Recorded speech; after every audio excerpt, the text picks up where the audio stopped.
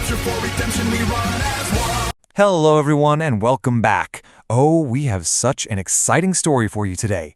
One of the greatest adventure tales of all time, Journey to the West.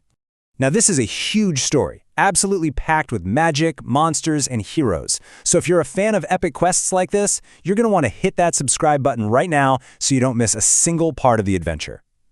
Okay, you ready? Let's find out how this incredible team of heroes got together for a mission that was about to change the entire world. All right, so our story kicks off up in the heavens. The super mischievous hero, Sun Wukong, our little American short-hair hero, has finally been captured after causing so much trouble. He's now stuck under a giant mountain.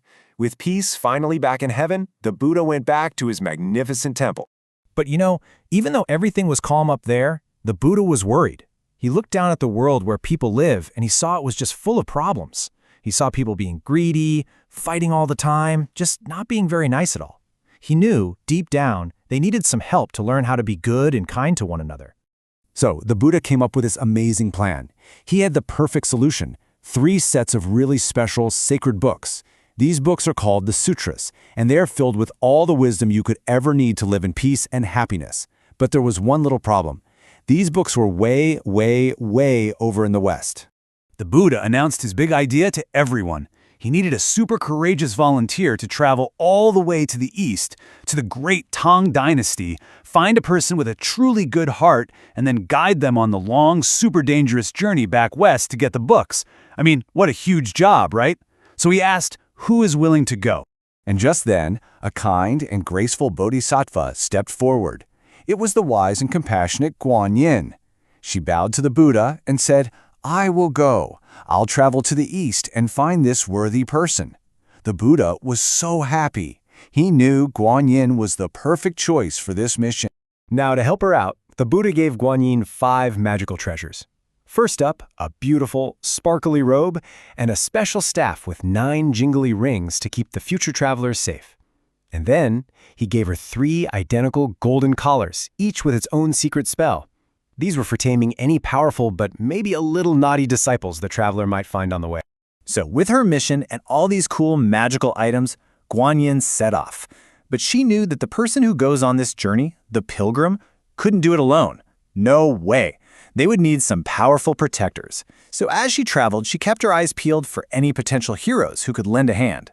It didn't take long. She came to this huge, swirling river, and suddenly, bam! A terrifying monster leaped out. But this creature, this grumpy river cat monster, wasn't always a monster. He actually used to be a general in heaven. But get this, he made one tiny mistake. He accidentally broke a crystal cup, and for that, he got thrown out of heaven and had to face a terrible punishment every single week. Talk about a tough break. Guan Yin could see that deep down, he wasn't really a bad guy. So she made him an offer. She said, look, if you promise to stop hurting people and agree to protect the scripture pilgrim when they get here, I will make your awful punishment stop. Well, the monster agreed immediately. Of course he did. Guan Yin gave him a new name, Sha Wu Jing, and just like that, he became the very first member of the team. Okay, so Guan Yin continued on our journey, and next she came to a tall mountain. And guess what? Another fearsome monster appeared. This one, a grumpy cat monster with a pig-like nose and giant floppy ears. And just like the last one, his story was pretty sad too. He used to be a really important marshal in heaven, but after he got into some big trouble, he was banished and reborn on Earth in the body of a pig. Guan Yin saw the good in him too, and offered him the same deal, a chance for a new life. If you promise to protect the scripture pilgrim, she said, all your past mistakes can be forgiven. The monster was so happy, he agreed right on the spot.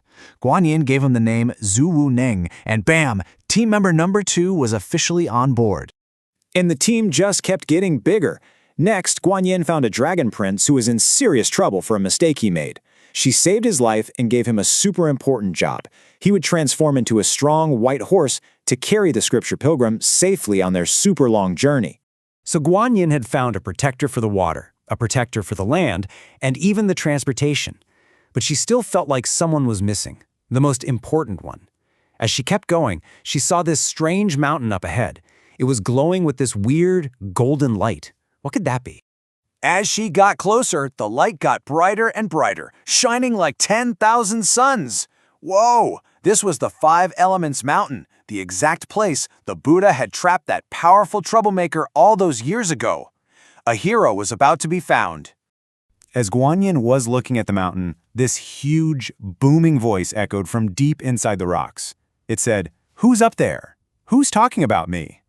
Oh my gosh, someone was trapped inside and they could hear everything.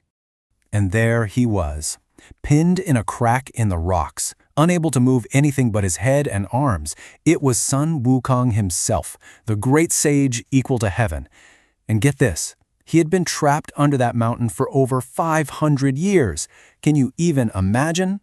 When Sun Wukong saw it was Guanyin, he started begging her for help. "Please, save me," he cried out. "I know I was bad, but I've had a really, really long time to think about it. I promise I'll be good." So, Guanyin told him all about the mission to get the scriptures. Sun Wukong didn't even hesitate. I'll do it, he shouted. "I will protect the pilgrim with my life if you just get me out of here." And just like that, the final and most powerful protector had joined the team. So, with her team of protectors all lined up, Sha Wujing, Zhu Wuning, the Dragon Horse, and now Sun Wukong, all waiting in different places along the way, Guanyin finally arrived at her destination, the grand, busy capital city of the Tang Dynasty, Chang'an.